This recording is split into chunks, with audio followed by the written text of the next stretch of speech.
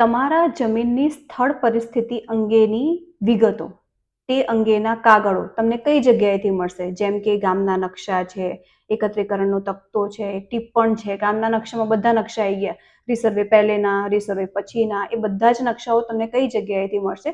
તો ગામના જૂના નવા નકશા તમને ડીએલઆરની ઓફિસથી મળશે. ડીએલઆરની ઓફિસ એટલે કઈ જગ્યાએ? તો જિલ્લામાં જે જમીન માપણીની ઓફિસ કહેતા હોઈએ છીએ આપણે, એ જગ્યાએથી તમને આ નકશા મળતા હોય છે. અને ઘણી વખતે જે ગામના જૂના નકશા હોય છે પંચાયતમાં પણ હોય છે અને પંચાયતમાં પણ તમને મળી રહેતા હોય છે.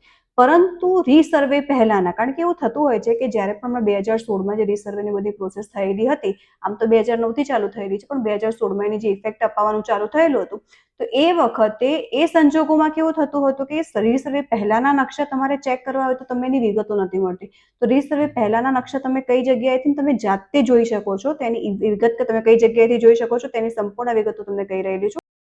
ગૂગલમાં જઈને તમારે સેટલમેન્ટ કમિશનર લખવાનું હોય છે. સેટલમેન્ટ કમિશનરમાં જે પહેલી વેબસાઇટ ઓપન થશે લેન્ડ રેકર્ડ્સ વાળી, settlement commissioner and superintendent of land records, એમાં તમારે જવાનું રહેશે.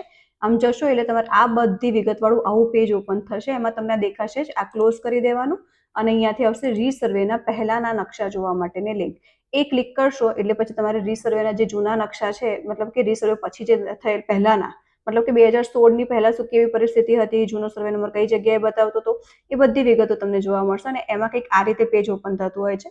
આ પેજમાં કેવું હોય છે કે આમ જિલ્લામાં બધા જિલ્લાઓની આ બનેલું હોય છે. પછી એ જિલ્લામાંથી તમને જે પણ જિલ્લાનું હોય તો તમે સિલેક્ટ કરતા જશો.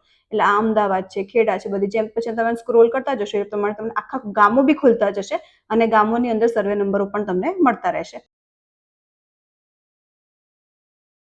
આ જ રીતે જમીન તથા મિલકતને સુસંબંધિત જાણકારી તમને આગળ પણ મળતી રહેશે, તો જોડાઈને રહેજો. જય ભારત, જય ગુજરાત.